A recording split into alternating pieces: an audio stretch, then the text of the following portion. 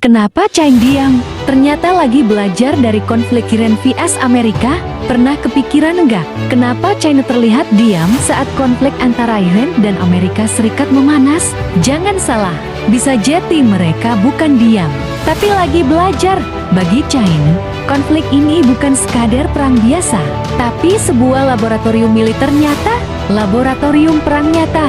Dalam dunia geopolitik, setiap konflik adalah sumber data berharga.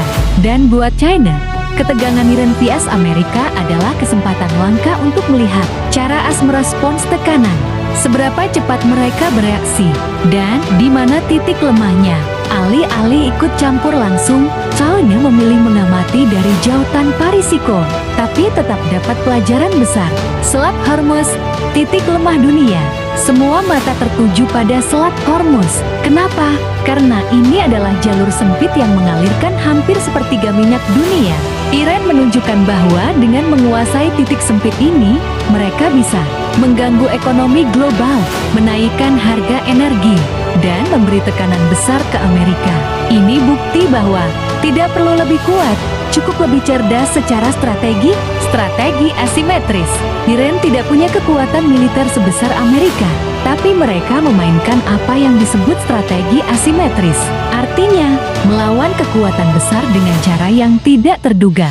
Contohnya, drone murah, serangan cepat dan tersembunyi, fokus ke titik lemah, bukan kekuatan utama. Hasilnya, sistem pertahanan mahal bisa lumpuh oleh teknologi sederhana, dan ini jadi catatan penting bagi China.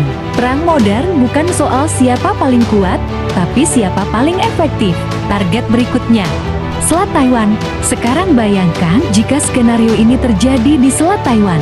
Wilayah ini jauh lebih sensitif, dan jika konflik pecah, dampaknya bisa lebih besar dari Timur Tengah. China melihat bagaimana Iran menekan Amerika, bagaimana AS bereaksi di bawah tekanan, dan mereka belajar satu hal penting: menguasai jalur strategis bisa lebih menentukan daripada jumlah tank atau pesawat.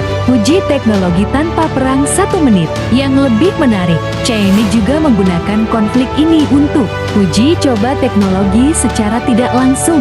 Beberapa yang dipelajari: sistem radar anti-siluman, navigasi satelit seperti Beidou, cara menghadapi jet canggih seperti F-35 Lightning II. Tanpa menembakkan satu peluru pun, China bisa menganalisis, mengembangkan, bahkan melakukan rekayasa balik teknologi. Era baru perang, hancurkan sistem, bukan tentara. Dulu, perang fokus menghancurkan pasukan. Sekarang, tidak lagi. China mengembangkan doktrin baru, perang penghancuran sistem. Artinya, lumpuhkan komunikasi, hancurkan jaringan komando, putuskan koordinasi musuh. Begitu sistemnya jatuh, pasukan sekuat apapun jadi tidak efektif. Dan Iran, secara tidak langsung sudah menunjukkan contoh nyatanya. Jadi, saat dunia fokus pada konflik, China justru fokus pada pelajaran di baliknya.